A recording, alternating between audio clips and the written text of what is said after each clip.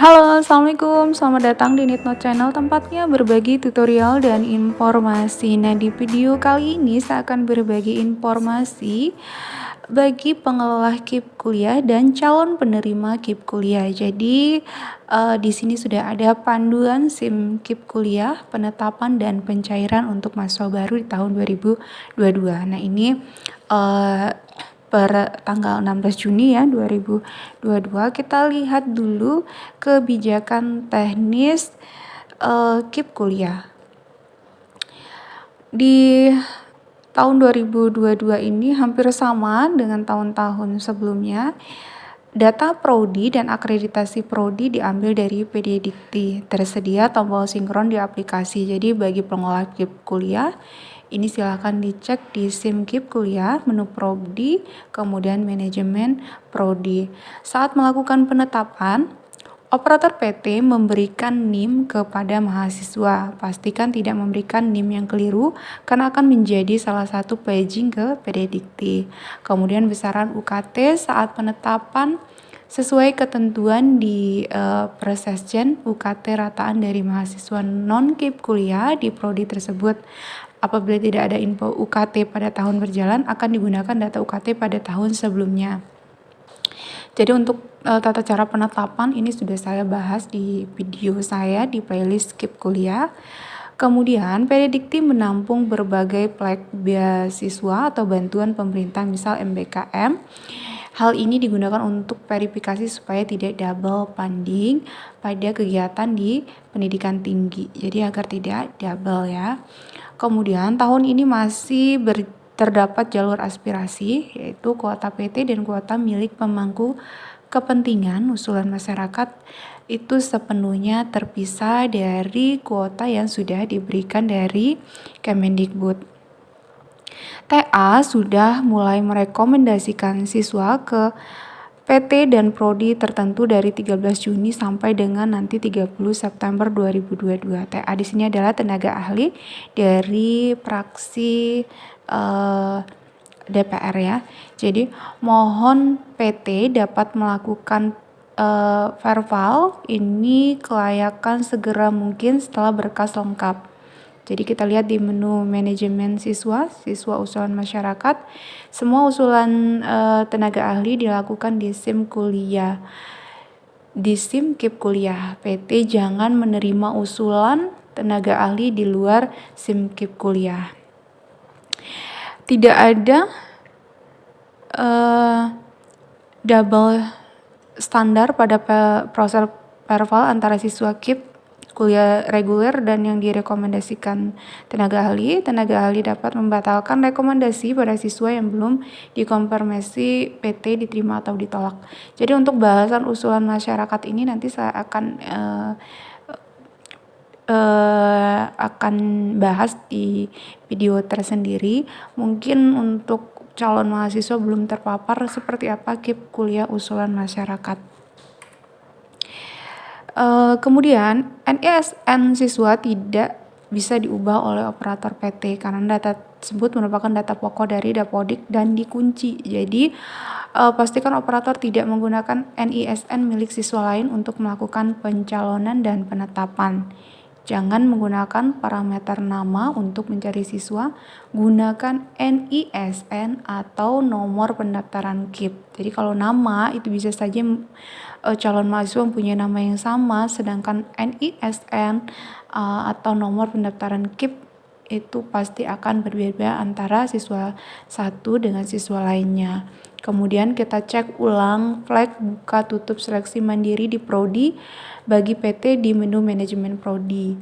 Belum ada skema pengganti, jadi tidak ada ya penggantian peserta KIP kuliah yang tidak melanjutkan pendidikan.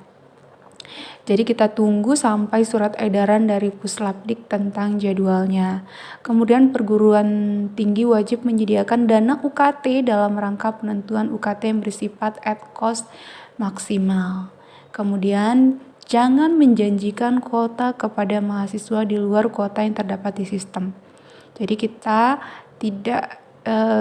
masih di SIM kuliah, di SIM KIP kuliah itu sudah terdapat kuota dari Kemendikbud, jadi kita tidak bisa menjanjikan lebih dari kuota tersebut. Selanjutnya, pada tahun ajaran ganjil ini mohon dipersiapkan 2 tim di masing-masing PT.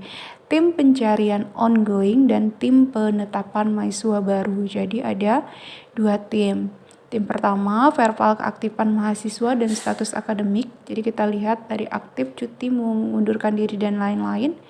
Kemudian verbal rekening mahasiswa, input data ke PDDikti, membuat administrasi permohonan pencairan. Nah, tim penetapan mahasiswa baru itu tugasnya adalah verbal, pencalonan, penetapan, manajemen rekening dengan bank penyalur, kemudian membuat administrasi permohonan pencairan. Seluruh status akademik, aktif, cuti, mengundurkan diri tetap diajukan di dalam sistem. Nanti akan ada proses pledging saat melakukan verbal dengan fix pencairan. Proses pencairan bisa dilakukan secara bertahap. Kemudian deadline pengajuan pencairan mahasiswa ongoing itu lebih awal jika dibandingkan dengan mahasiswa baru. Kemudian kita lihat lagi untuk koordinasi dengan bank terkait dengan pembukaan rekening, mungkin akan ditemukan jika NIK tidak sesuai, itu karena data ditarik dari Dapodik tidak up to date. Pada kasus seperti ini dilakukan verifikasi KTP Camaba, minta Camaba untuk verbal data ke Dapodik.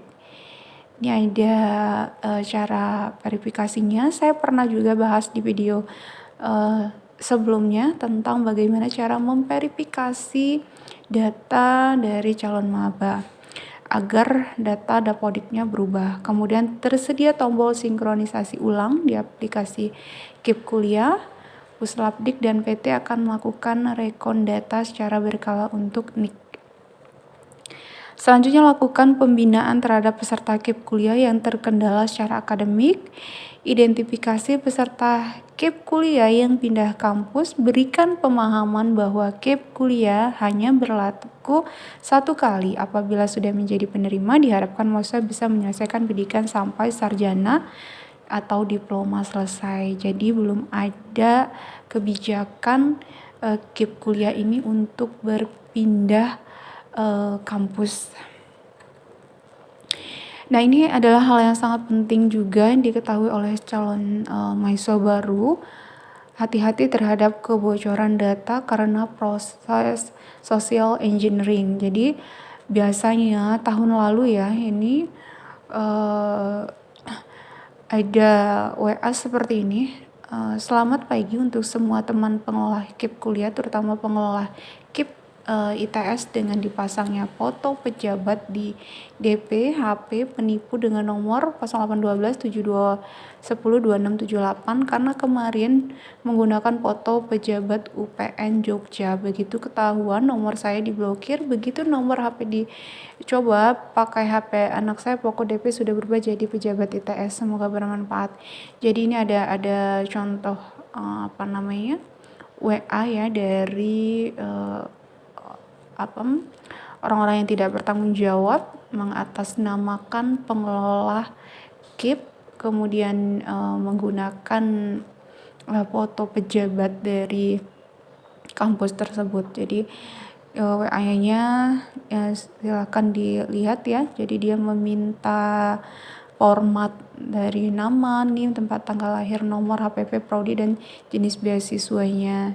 Jadi nanti mohon hati-hati kepada pengelola KIP Kuliah maupun kepada calon mahasiswa baru jika ada WA atau SMS yang mengatasnamakan meminta data dan lain-lainnya. Jadi pastikan benar-benar kalian yang meminta data adalah memang pengelola KIP atau pejabat yang berwenang dari kampus tersebut.